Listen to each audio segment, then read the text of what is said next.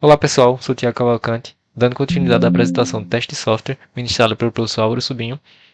Vimos no vídeo anterior que o projeto trata-se de uma aplicação sobre leilões, vimos as regras de negócio que aplicam-se a ele, o conteúdo a ser contemplado e os testes de aceitação com Selenium, cujo link está aqui e também estará na descrição desse vídeo. O conteúdo contemplado, e agora vamos para os testes de unidade com Geont 5. Aqui vamos testar o modelo de lance. Vamos declarar um usuário que será utilizado para propor lances. E aí, antes de todos os testes, vamos carregar os templates que serão utilizados na instância de objetos. Antes de cada teste, vamos instanciar o usuário para que um usuário não atrapalhe, um usuário de um teste não atrapalhe na execução de outro teste. E vamos definir também os valores que serão utilizados nos testes. No caso, os valores válidos, como um lance tem que ser maior ou igual que 10 centavos, definimos 10 e 11 centavos, por exemplo, para utilizar a técnica de valor de análise limite. E também definimos outros valores para contemplar ainda mais a classe de equivalência. E o mesmo vale para os valores inválidos. Como eles têm que ser menores ou iguais a zero para executar, para lançar uma exceção, então a gente define esses valores aqui. E aí a gente usa mais uma tag, que é o @testFactory. E aí a gente vai percorrer, né, através do string na lista de valores válidos. Vamos fazer um mapeamento jogando esse valor, que no caso está aqui, dentro do teste dinâmico como um parâmetro. E aí a gente começa o teste. Vai instanciar um lance, passando o usuário que foi declarado lá em cima, com o valor que está aqui dentro. Né? Em cada item desse será um teste. Então, a gente vai fazer um assert all para verificar se o usuário que foi passado como argumento do lance será o usuário que estará atrelado a ele. O mesmo vale para o valor. E vamos verificar se a data desse lance e a data e hora não estão nulas. E aqui o mesmo vale para os valores inválidos. A gente usa um test factory para executar um teste dinâmico. Só que a diferença é que vamos verificar, né, com a assert throws, se a exceção está sendo jogada. No caso, aí liga o argumento exception ao passar esse valor para o lance. E aí podemos executar por aqui para verificar. Aqui a gente pode ver individualmente para cada valor, que está verdinho significa que ele passou, ou então podemos ver apenas o cenário.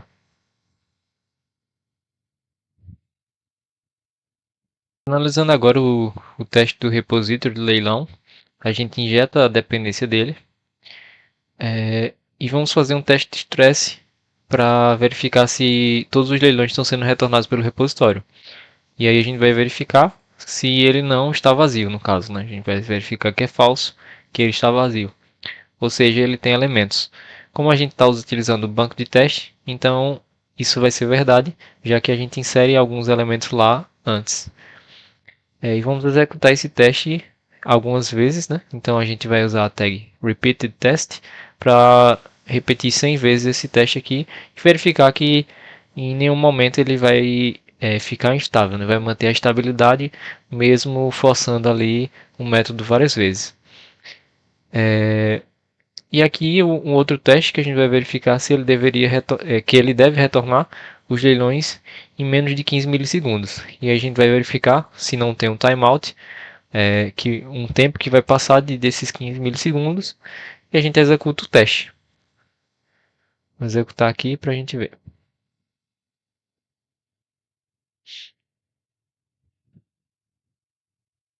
E aí podemos ver que aqui ele tem a repetição 1 de 100, 2 de 100, 3 de 100, e aí todas vão estar aprovadas, né? Ele passou em todas. E também temos o teste de baixo, que aí ele ficou em 6 milissegundos, que é menor do que 15, então ele passou. No teste do repositório de usuário, a gente vai injetar a dependência do repositório e vai criar um usuário aqui para utilizar nos testes.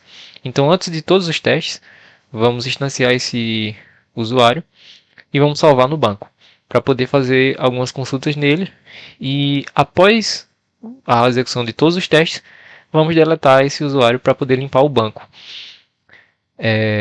Então, para esse teste, a gente vai verificar esse método, né, de obter o usuário pelo nome dele, se ele está funcionando. Então a gente passa o nome do usuário que a gente acabou de instanciar aqui, né, desse usuário, passa como argumento desse método e vai obter um usuário como resposta, que é encontrado. E aí a gente vai verificar se o nome desse usuário que instanciamos é o mesmo usuário que foi encontrado pelo método.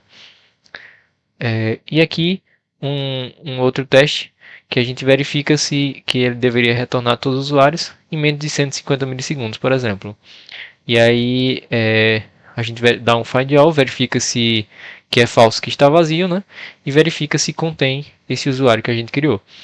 Mas aqui está desabilitado porque como um teste de performance aqui eu não quero estar executando sempre.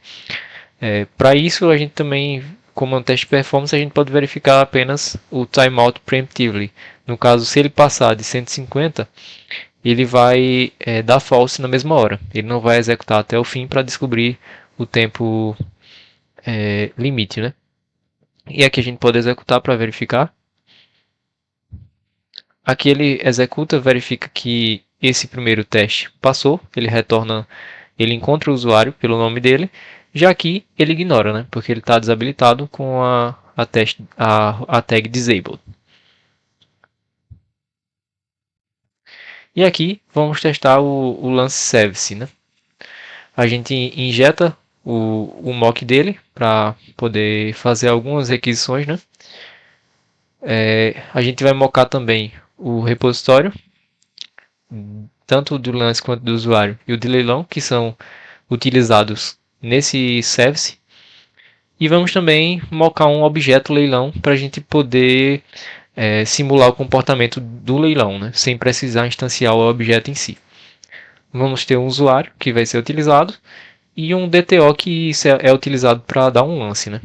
Então, antes de todos os testes, vamos carregar a instância, né, do template para que a gente possa carregar o usuário utilizando esse template, né? Antes de cada teste, quando for fazer a chamada para o repository, né, para obter o leilão, em vez de retornar o leilão, vamos retornar o mock do leilão para que a gente possa simular o comportamento do objeto, sem precisar ter ele necessariamente. E vamos também instanciar um lance DTO, que é utilizado para dar um novo lance, no caso, né? Então a gente estabelece o valor dele como 100 e está associado ao leilão de D1.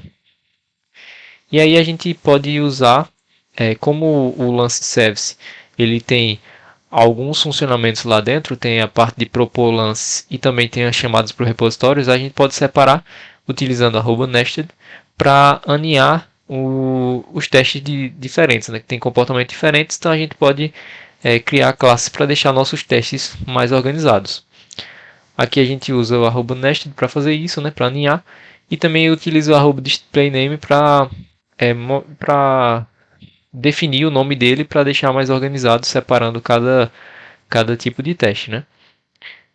Aqui na classe propõe lance testes, a gente vai carregar antes de cada teste o usuário, né, instanciar ele. E aqui a gente deveria propor um lance no caso, né? A gente vai testar para ver se ele funciona. Então, quando o usuário repository foi chamado passando o nome do usuário, vai retornar o usuário que a gente instanciou. Para não ter que bater exatamente no banco, a gente simula com o mock. E quando o leilão for tiver uma proposta de lance, né, a gente vai aceitar. No caso, eu vou mostrar aqui no código para ficar mais fácil de visualizar isso.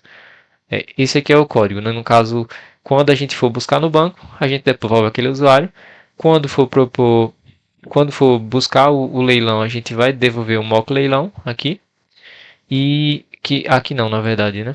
A gente definiu esse comportamento aqui em cima no setup, né? Vai devolver o mock do leilão.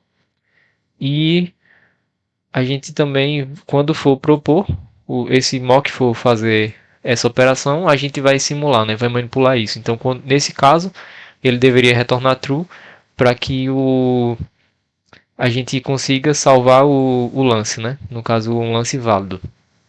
E aí a gente verifica se o lance se o service propôs aquele lance, né? Quando a gente passa o, o lance DTO que a gente definiu lá em cima e o nome desse usuário e verifica se o repositório vai ser chamado uma vez, né? Uma única vez, para salvar o objeto lance, no caso essa chamada aqui. E, e como ele retorna true, a gente verifica aqui a ser true. Aqui eu só verifiquei, como está descrito aqui, basicamente o comportamento, né? Quanto mais acerto a gente for utilizar, seria melhor. Por exemplo, se esse lance que foi salvo é exatamente igual a esse lance que foi criado aqui, se as características do lance, como valor e usuário, data, foram respeitadas, mas como a gente só quer demonstrar o uso das tags, analisar esse comportamento aqui, isso aqui é suficiente para a nossa atividade. Ainda dentro da classe de propor lances, a gente verifica, por exemplo, não deveria propor lance, né? Quando ele vai propor o lance aqui, por exemplo, ele leilão.propõe e retorna false, né? Então ele não salva o leilão e retorna false. Então nesse caso, o teste aqui vai ser igual. A diferença é que aqui a gente vai setar o usuário, vai definir que é outro usuário, por exemplo.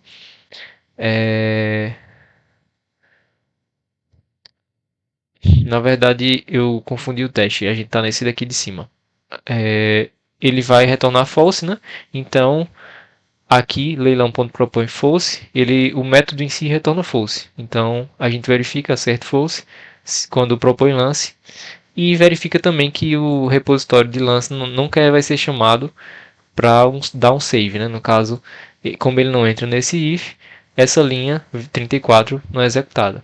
Então ele não deveria propor lance. Deixa eu só minimizar aqui para facilitar.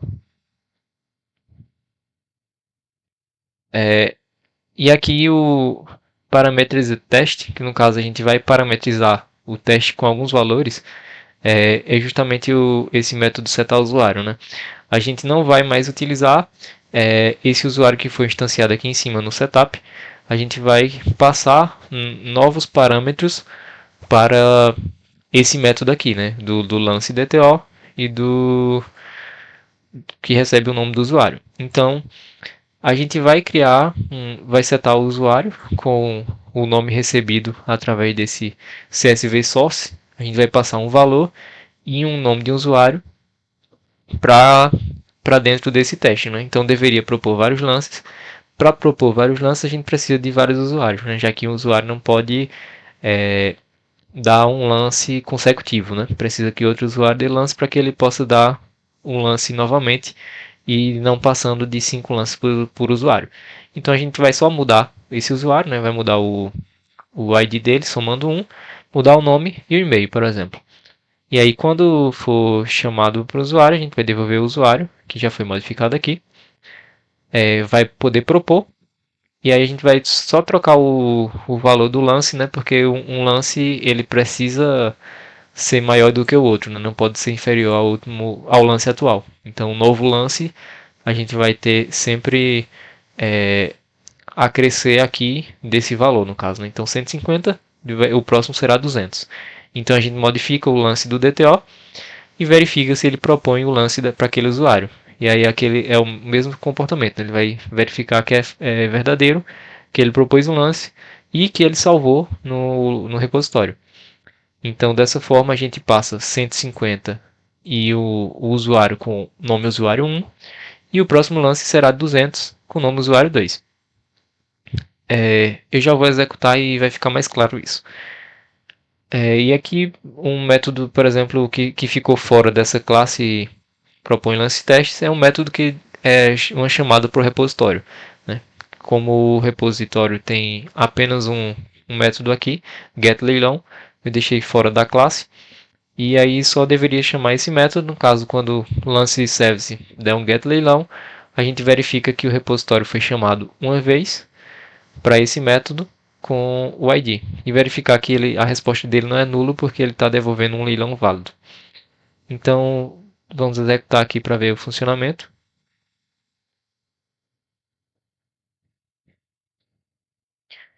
E aí, ó, chamados para repository, que é o método lá embaixo, ele passou.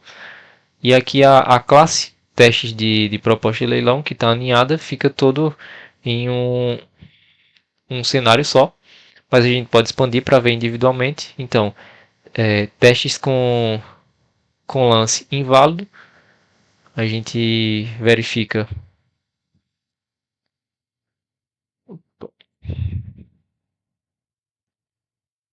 Deixa eu abrir aqui.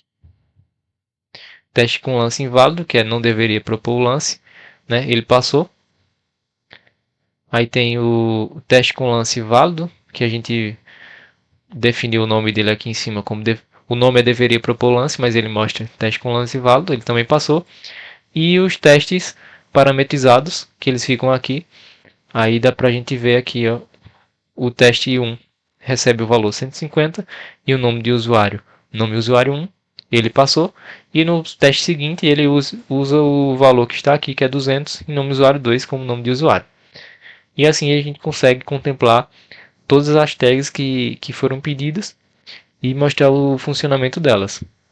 Aqui a gente também poderia executar, em vez de executar pela interface gráfica da IDE, a gente pode executar pelo Maven ou no terminal, executando um MVN test, ou aqui em cima pelo Maven test.